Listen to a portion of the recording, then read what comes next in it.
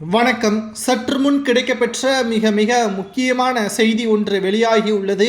திராவிட முன்னேற்றக் கழகம் ஆட்சி அமைத்து 3 ஆண்டுகள் முடிவடைந்த நிலையில் தமிழகத்தில் பல்வேறு குறைகளை மக்கள் திமுகவின் அரசின் மீது சுமர்த்தி கொண்டுதான் இருக்கிறார்கள். அந்த வரிசையில் கடந்த சில நாட்களாக தென் மாவட்டங்களில் கனமழை பெய்துள்ளது. நேற்று ஆலங்குளத்திற்கு வந்த அமைச்சர் KKSR ராமச்சந்திரன் அவர்களை விரட்டி அடித்த சம்பவம் மிகப்பெரிய அளவிலான பேசும் பொருளாக இணையதளங்களை வைரலாக்கக்கூடிய வகையில் அமைந்துள்ளது.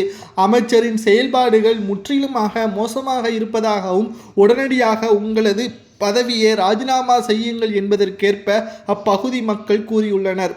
பாலம் உடைந்து பொதுமக்கள் வீடுகளுக்குள் சென்று அப்பகுதி முழுவதும் நீரால் மூழ்கிவிட்டது என்றும், சரியான பாலத்தை கூட உங்களால் கட்ட முடியவில்லை என்றால் எதற்காக அமைச்சராக பொறுப்பேற்று இருக்கிறீர்கள்?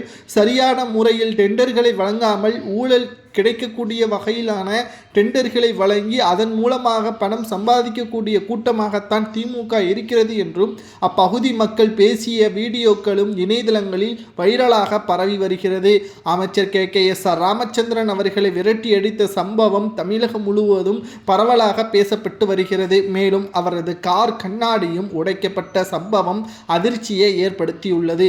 இந்த இடத்திற்கு ஸ்டாலினோ அல்லது உதயநிதி ஸ்டாலின் அவர்களோ வந்திருந்தால் நிச்சயம் அவர்களது கார் கண்ணாடியும் உடைக்கப்பட்டிருக்கும் என்றும், தென் மாவட்டங்களில் பெய்த கனமழையின் காரணமாக கடந்த 2 நாட்களாக மிகப்பெரிய அளவிலான பாதிப்பு ஏற்பட்டுள்ளது. ஏனென்றால் குற்றாலம் மிகப்பெரிய அளவிலான சேதத்தை அடைந்திருக்கிறது. கிட்டத்தட்ட 35 ஆண்டுகளுக்கு பிறகு தென்காசியில் பெய்த கனமழை என்றே கூறலாம். தென்காசி மாவட்டம் முழுவதுமாக மிகப்பெரிய அளவிலான பாதிப்பு உள்ளாகியுள்ளது. ஆனால் இப்பொழுது அங்கு நிலவரம் சரியாக இருந்தாலும் பாலம் உடையும் அளவிற்கு உங்களது டெண்டர் விடப்பட்டிருக்கிறது என்றும், அப்பகுதிகளுக்கு தேவையான நிவாரண உதவிகள் அந்த நேரத்தில் கிடைக்கவில்லை என்றும், மின்சாரம் துண்டிக்கப்பட்டுள்ளது என்றும், இதனால் போதிய வசதிகள் இல்லாமல் அப்பகுதி மக்களை மிகப்பெரிய அளவிலான பாதிப்புக்கு உள்ளாகியுள்ளதை சுட்டிக்காட்டும் விதமாக அமைச்சர் KKSR ராமச்சந்திரன் அவர்களை விரட்டியடித்த சம்பவம் தற்பொழுது வைரலாக பரவி வருகிறது.